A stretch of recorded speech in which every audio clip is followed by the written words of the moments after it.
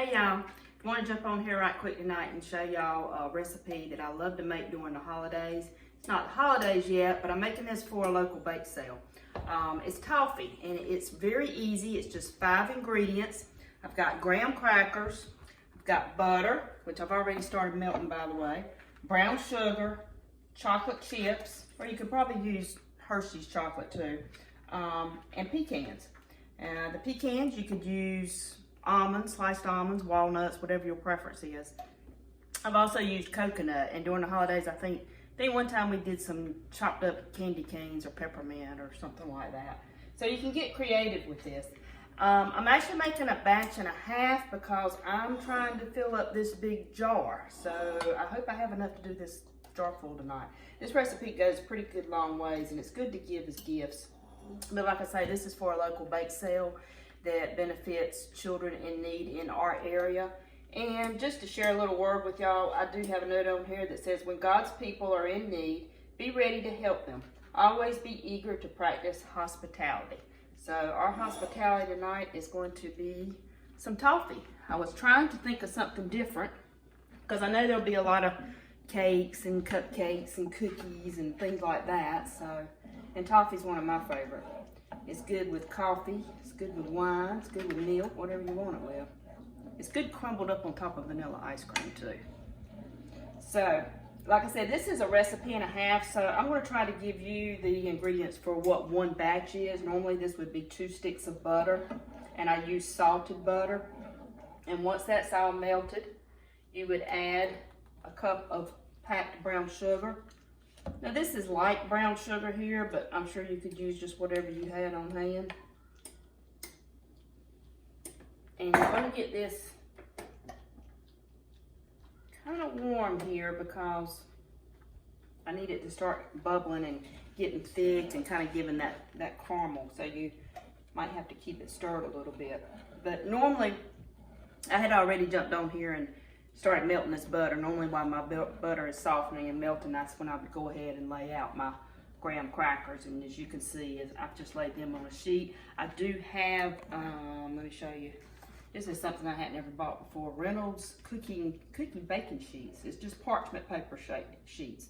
And I liked it because it was already pre-cut to like a 9x13 pan, which was perfect. Now, learn from my mistakes. One time I made these and I used wax paper instead of parchment paper. There is a difference, y'all. Wax paper will start melting on your cookies and things. So, needless to say, I had a mess. Michael's rolling his eyes behind the camera, y'all. But I'm just gonna let this, if you want to zoom in over here, Michael. As you can see, it's just plain old butter and sugar, salted butter and sugar. And I'm gonna heat that up till it gets to boiling. And then once it starts boiling, I'm gonna let it sit for about 2 minutes just to thicken up and kind of keep a stir on it. And then we're gonna pour it over this. So I'm gonna cut the camera off just a minute while I get this boiling because nobody likes to watch a pot boil. So be right back. Okay, y'all, that didn't take but a skinny minute here.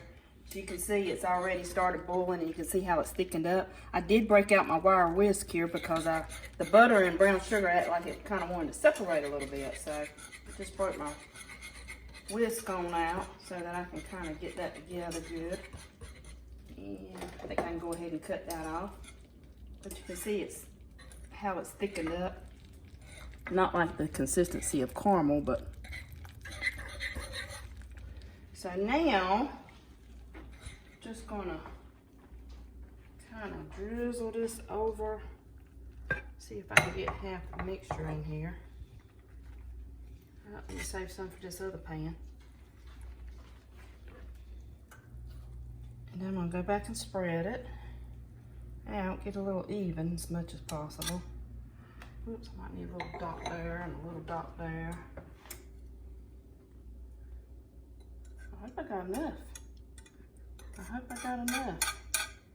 Let's see, can we make this work? I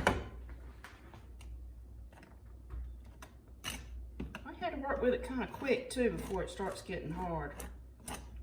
And then once you get it all spread out, actually I think I'm gonna get my pastry brush out and kind of brush it out. Then we're going to put it in the oven at 350 for just about 6 or 7 minutes. And what that's going to do, it's just going to kind of thicken it up a little bit, more like a candy consistency. And then we're going to take it out and finish it off, y'all. It's just that simple. So this is getting ready to go in the oven, and when it comes out, I'll be right back.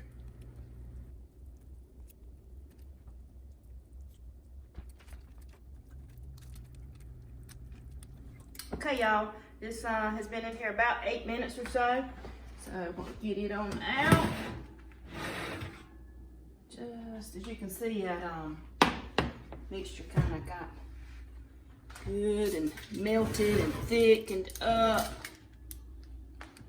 And now that it's good and hot, we're gonna put the chocolate on. Yum. And by the way, these were just original graham crackers I used. Let me get my hair back a little bit. Didn't use don't make the mistake and pick up cinnamon or honey. Of course, I guess you could try that. It might be good. So while it's hot, just kind of scatter your chocolate out. And as that chocolate starts to melt, that's when we're going to go to spreading it as evenly as possible, just like we did with the caramel. Y'all, this is just, it's such a simple recipe and so good. But word of warning, it's addictive. Ain't it, Michael? Yep. It's so addictive. So that's why I only try to make it about once a year. And it keeps very well in a container. It'll last for a good few days. And I have had some people tell me that they have froze it and it's done good. So maybe it's one of those things you can make up ahead of time at Christmas. It's certainly worth a try. I think I'm gonna need a little bit more chocolate.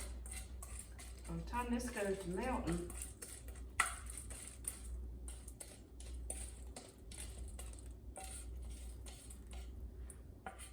I didn't get that spread so easily, did I? But you see the, and this is semi-sweet chips. I've always wanted to try it with dark chocolate. That might be put you over the top though. But you can see it's already starting to melt up good. We can start spreading it out. I think I am gonna put a few more chips on here, simply because I'm doing these 2 big pans. But you want to let that sit there just a few minutes. So we're going to let it sit a few minutes, and as those chips start to melt away, that's when I'm going to go back with my brush and just kind of even it back out the same way that we did with the candy sauce. So we'll be right back again, y'all. Okay, as y'all can see, this chocolate is starting to melt. I've already spread this pan out. It's kind of like painting. Just kind of spreading it out real thin and easy. You don't want it to be too thick because it's going to not harden back well. So just kind of lightly work it out to the edges. I did go back and take just a handful of chocolate chips and go around these corners a little bit while ago. But just kind of work it on out.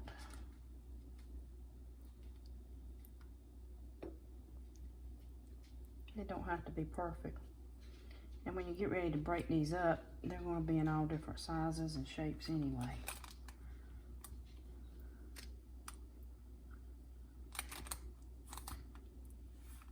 So simple.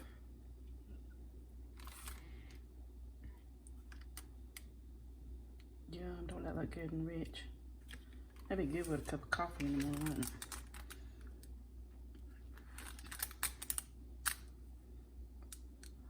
Toffee and coffee.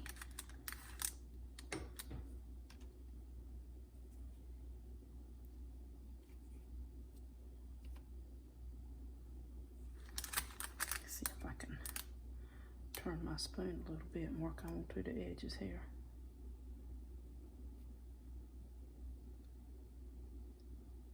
This chocolate actually looks kind of thick on here.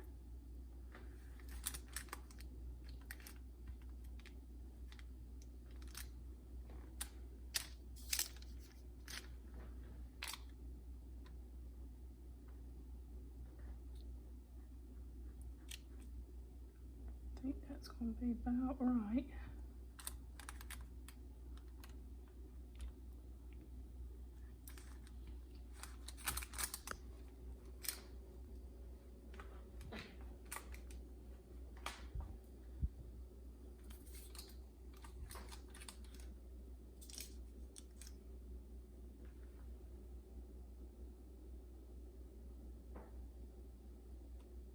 Oh, it was thick right there. I work it to these edges.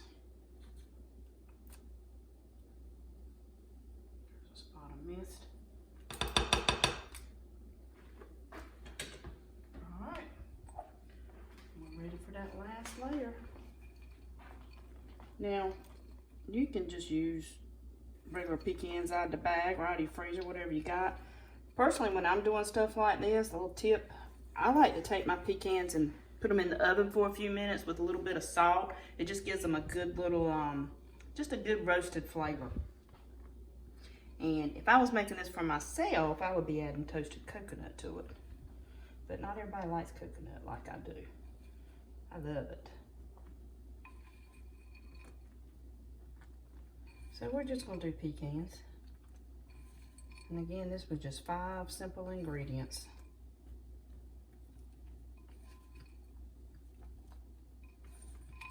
You can add as much as you want or as little as you want. It's also good with sliced almonds.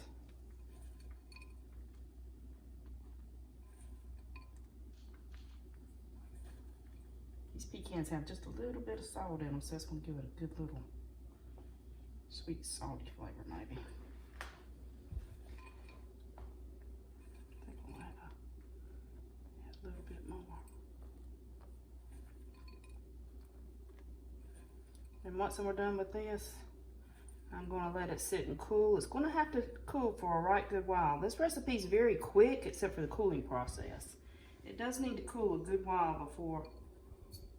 This is going to do about half this pan here. It's going to need to cool a good while before you go to breaking it up. And actually, I'm going to put mine in the freezer, refrigerator, and let it sit there for a while, and then I'll go back and break it up. So I'll show you what that looks like. But there you go. If you want to do a close-up shot of that, don't that look yummy? I can't wait to break it up and maybe sample a piece. Okay, y'all, this has been sitting in the freezer, I don't know, about an hour and a half maybe. It could stand to sit a little bit longer, but I think it's going to be okay to go ahead and start breaking it up. Like if you want to zoom in a little bit, just to show you. See, it's going to take apart just like that. Yum. It's going to be so good, y'all. I'm going to put it in this cute little jar. Place it in here. I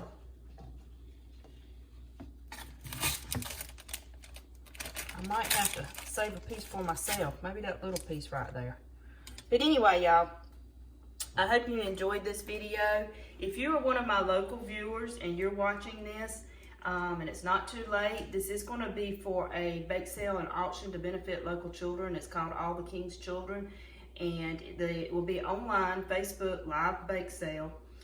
And it will start, I think, let's see, Friday night. What is tomorrow? October the 2nd? Yeah, Friday, October the 2nd, 2020. The live sale starts at 7 o'clock, I think. And you can pick it up locally on Saturday morning. So we'll see how this goes. And don't forget to say your blessings, y'all. Thanks for watching.